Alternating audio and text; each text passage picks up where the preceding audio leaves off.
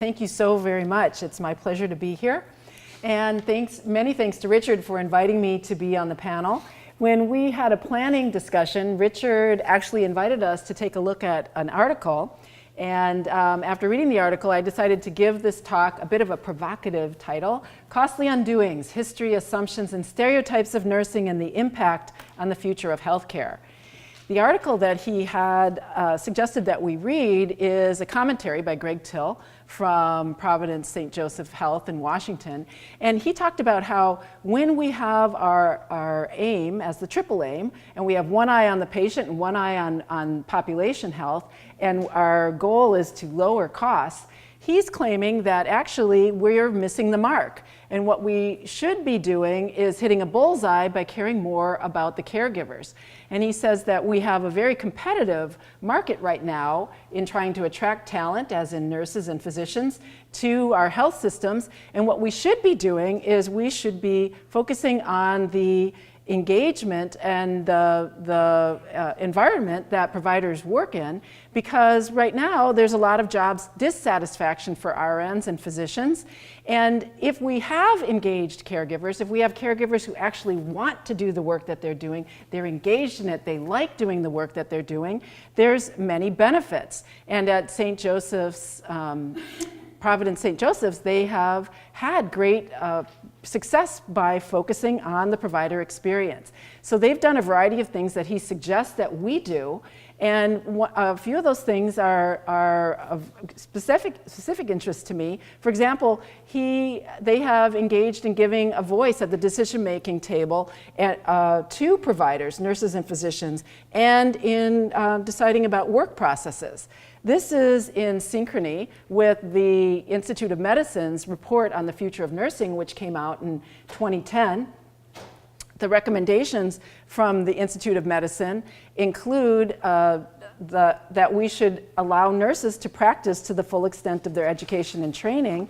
This, of course, is not happening in many states in the United States, even though there's no evidence to suggest that APRNs are less able than physicians to deliver care that's safe, effective, and efficient. Many states are still holding nurses back in that area. And the IOM also is recommending that nurses should be full partners with physicians and other healthcare professionals in redesigning healthcare in the United States. Now, we have 3.6 million nurses in America, and we are projected to need another 1 million nurses in the next 10 years. The majority of nurses are working in hospitals, although we have about 38% outside of the hospital. But within the hospital, nurses are engaged in clinical care, care coordination, critical thinking, communication and health education and advocacy with patients. They are the ongoing, constant surveillance system in the hospital, often referred to as the eyes and ears of the healthcare system, the human face of the healthcare machine. This is an ongoing, ever-present, 24/7 presence that is often underappreciated and sometimes invisible, because for years, nursing has always been the backbone of a healthcare institution. The people who never leave the hospital, nurses are continuing to give their services round the clock. And with 3.6 million nurses nationwide, we have taken very seriously the IOM report that came out in 1999 about To Err as Human. In our nursing education, we have increased focus on quality and safety, our CUSIN curriculum, an increased focus on collaborative teamwork and on prevention. But the question still remains, are we given a place at the table? Now, if you ask the public will say nursing is the most trusted profession. In fact, the Gallup poll is done every year in the United States, and they give Americans a chance to rate the professions. And they added in 1999 nursing. And ever since 1999, nursing has been ranked #1 as the most trusted and the most ethical profession with one exception. That was 2001 when firefighters actually surpassed nursing. But nurses went right back to number one right after that, and by quite a large margin. And some of this is probably explainable by our history. Florence Nightingale, of course, is the person who founded nursing, is recognized as having founded nursing, though she's also recognized for having founded the profession of statisticians and statistics. And Florence Nightingale integrated a look at the environment and the use of statistics in her nursing care, specifically and notably in the Crimea, and reduced the hospital death rate by 2/3. Great work, but the images of Florence Nightingale, combined with images of nurses from the Civil War and the World War I, often depict nurses as angels or as these heroes who are just these self-sacrificing individuals who give a lot of care and will do their heroic work with no need for payment, no matter the danger or the cost to themselves or their family. And of course, this undermines the whole reality that nurses have a science-based curriculum and a science-based clinical practice. But again, this is also partially based on history. Nurses have always worked in hospitals since the late 1800s, but actually weren't paid a wage until the 1930s. And that's because hospitals through the early 1930s in America were staffed for nursing care by students. And so students were not learning in classrooms, but they were learning on the job. And in exchange for, in the end, after 3 years being a trained nurse, they gave their free labor. And so there were no jobs for nurses in hospitals except for the supervisors. Of course, there was a lot of nurses doing things in public health outside of the hospital, but for very low pay. And once we did get pay, we then needed to have unions to protect the conditions of our work. So this, and what's more is that the struggle about whether or not nurses should even go to school, or if they should just only get on-the-job training, continued on and created a tension. Here in the United States, in 1949, UCLA became the first baccalaureate program for nursing west of the Mississippi, and that was largely due to post-World War II with the GI Bill. But nonetheless, still these assumptions and stereotypes about nursing and the angelic form of nursing fills the public imagination and has historically done so. So yes, the public says that they trust us, but nurses have been seen as everything from saints and angels to sex objects, from do-gooders to harlots. In fact, there was a poll done in 2006 in Britain with over 1,800 adults, and in it, 54% of men reported fantasizing about women dressed as nurses. This was the highest percentage of any profession, including men or women. Now, despite these stereotypes in the public imagination, the public does say that they think we are the most honest and the most ethical and perhaps the best sex partners. But does this translate into respect? Does this translate into a place at the decision table for nurses as the IOM recommends? Can we be partners? Can we be full partners at the decision table in healthcare design? And do the stereotypes or assumptions hold us back, even if they're subconsciously playing in the imaginations of administrators, board members, physicians, other professionals, or even in nurses themselves? Well, I found a very interesting study preparing for this talk. It was done by a group of sociologists led by Dill, and it was published in 2016. And what they did is they did a survey with over 720 employed RNs, and they were looking at what motivates nurses to become nurses. Now, in their writings, they talk about how we often conflate caring work and femaleness, that the idea that altruism and kindness goes with women, and that this whole idea of angels have no monetary concerns. But they wanted to look at what are the reasons that cause people to go into nursing. And what they found is that people who became nurses for pro-social reasons, meaning to promote others' well-being, just because they care, because they want to do something good for other people's well-being, actually they have high levels of burnout. Whereas people who became nurses because of intrinsic motivations, for the love of the work, because they really enjoy interacting with patients, they really enjoy interacting in a health environment related to technology, and people who became a nurse because of the extrinsic motivations, meaning for money or for they like the salary, they like the vacation time, they like the benefits. Actually, those folks have lower burnout, lower turnover, and lower complaints of physical problems.